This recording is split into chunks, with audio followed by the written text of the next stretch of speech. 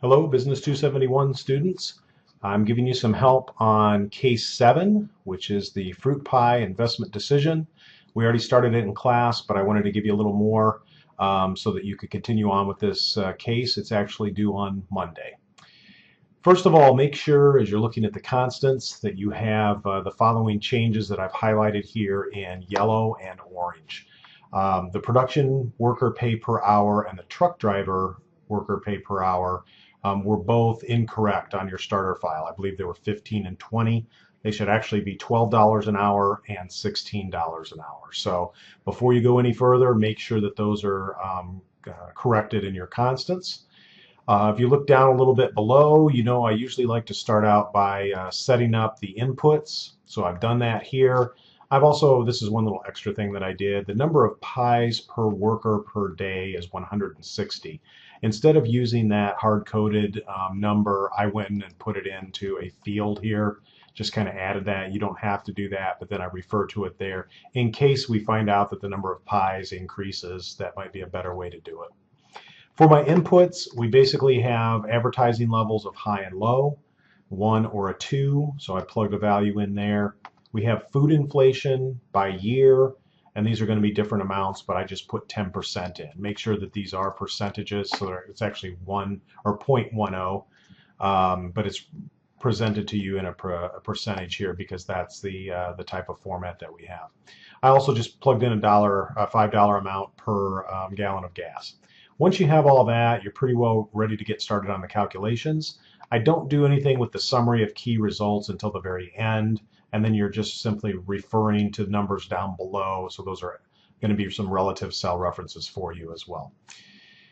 On the calculations, we went over some of this, but basically this per demand per demand for pies is going to be a different formula for each of the 3 years. By that I mean the first year we know that if it's a 1, it's going to be equal to one amount. If it's equal to a 2, it's going to be equal to a different amount. So it's a simple if statement, and I've got that here. You're not going to copy that across though, because they told us in the case that in the second year you're actually going to be doing something different, and here's the concept behind it. You're going to be calculating it based on basically like a percentage, or the demand is either going to go up by 2% if we advertise high, or 1.5% if we advertise low. And that's only constrained by the fact that 800 is the most that we can accommodate. So demand may actually be higher than that, but we're going to hold that down and have like a ceiling there to make it 800 as the maximum.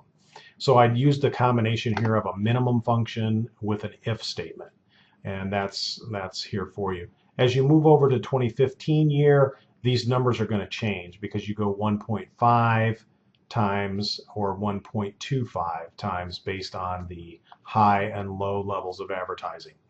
So that gets you off and running. Probably one of those most interesting parts about this is we're going to start using some rounding. Everything that's done in this spreadsheet for the most part is some pretty basic math, so we're not throwing too many hard formulas your way. We do need to use the rounding function when we look at the production workers needed, because we can't have a fraction of a person. So we're not going to have 1.3 people or whatever. There is a round up, a round down, and a round function. We're just going to use the regular round and put it so that it sets it up with 0 decimal points. So as you can see here, I've got the formula for you. We're rounding C30, which happens to be the demand, by the number of pies per day. You could put 160 in there as well. I just referred up to this particular cell reference that I added to my spreadsheet. And then we're rounding all of that so that we don't get fractions. Now keep in mind that if we've got these if statements, all these numbers should be changing when I change my advertising level from a 1 to a 2. So you can see when I go from 1 to 2, most of those numbers updated. And I want to make sure that that's working correctly.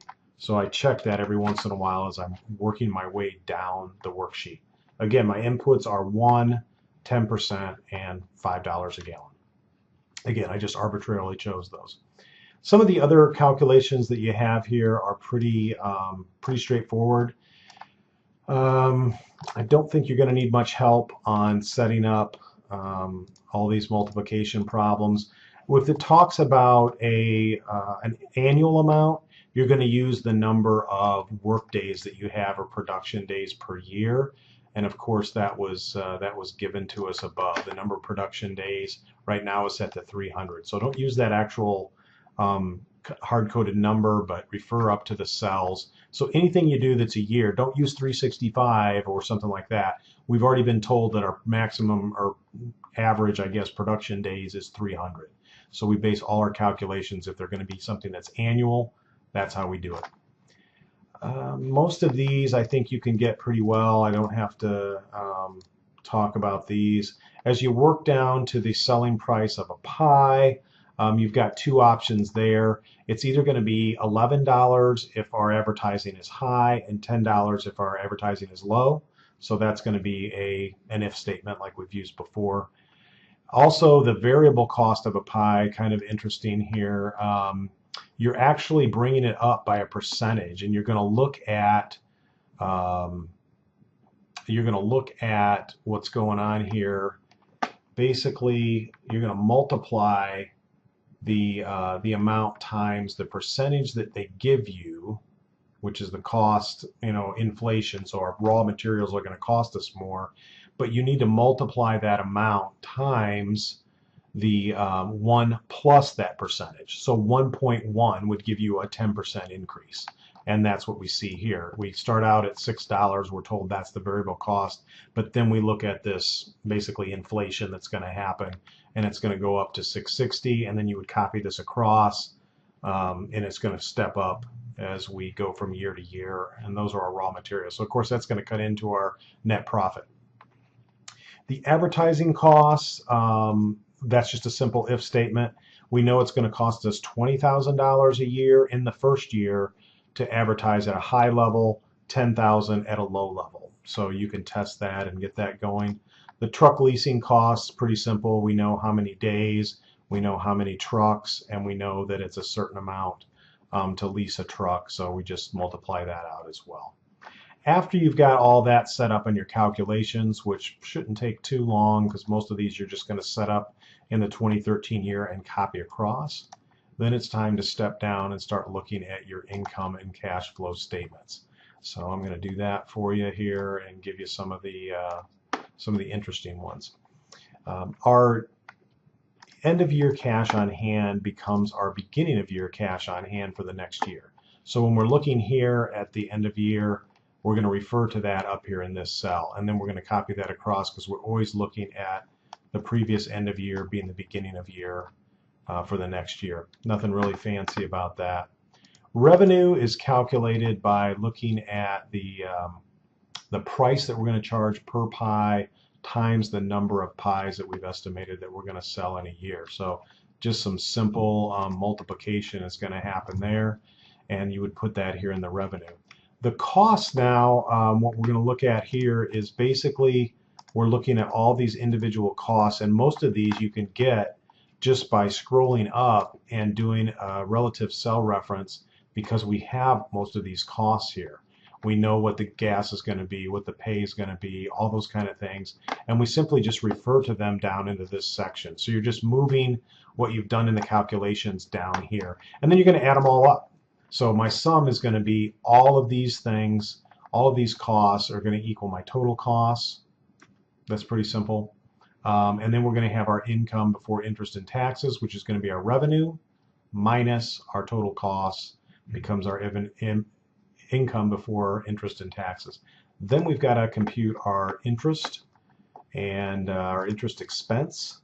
And that's not going to be too tough either because we're basically going to look down at our the section below that looks at our debt, and I'm going to cover that in just a minute and show you.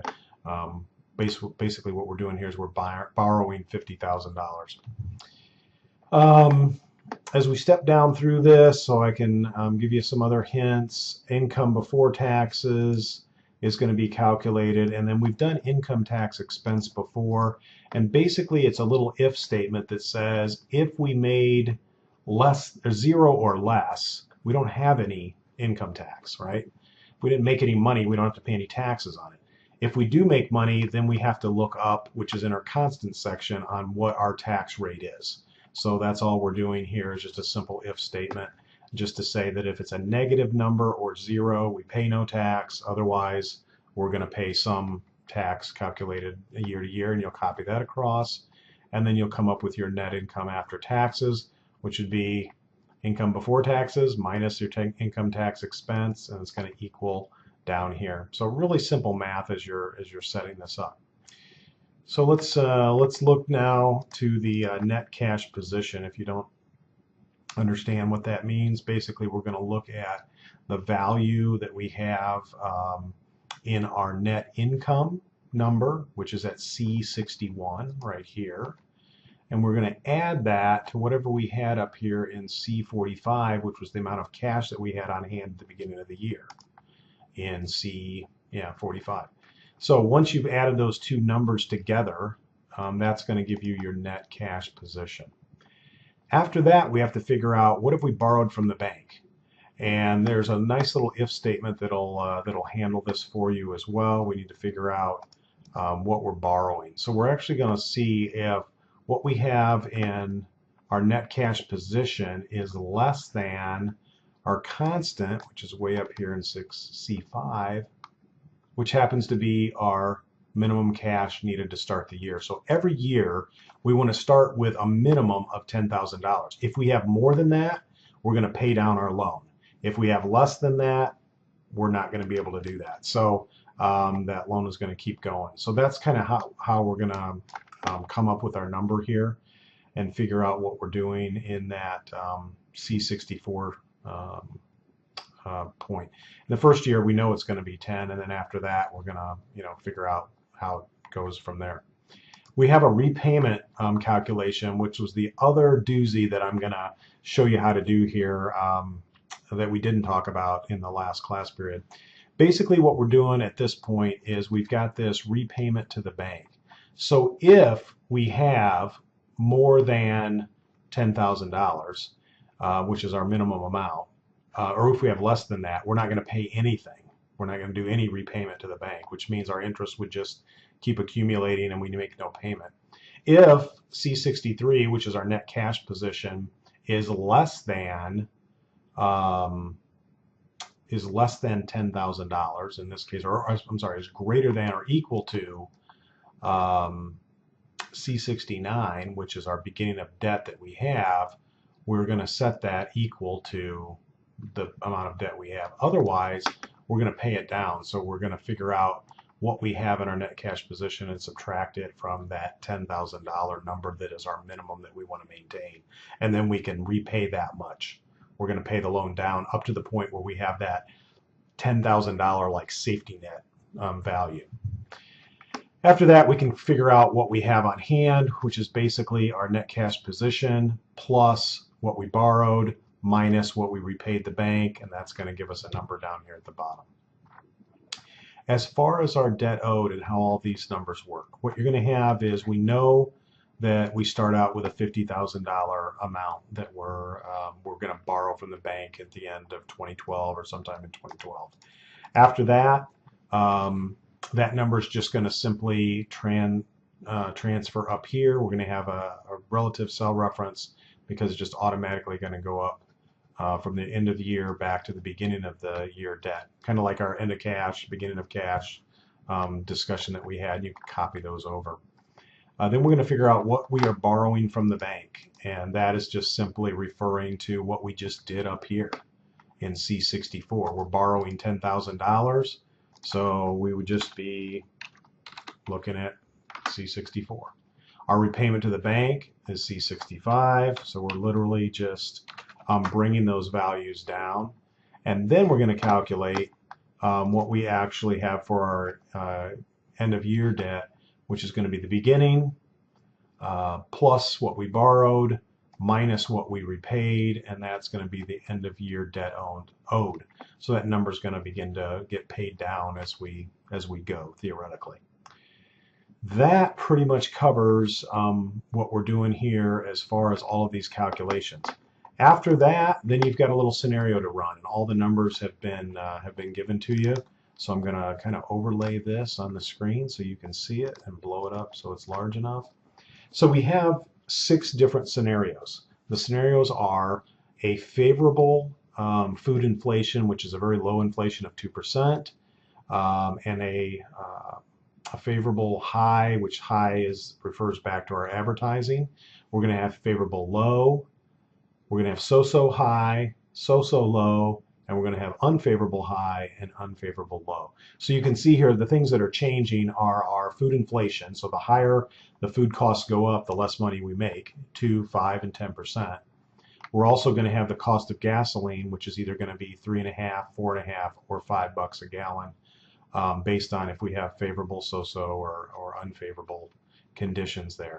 And then you're going to get your net results, which are down here at the bottom. So your numbers should match up with those. And we don't have to worry too much about anything else once we come up with those answers. And we'll discuss those in class, especially Monday, and I'll help you finish this up. You do not need to submit a memo for this particular case. I want you to work through the problems, do as much of it you can independently. Since I'm not going to be there on Friday, you can work on your own and figure this out, and then I will see you again Monday, and that's the date that the case is actually due.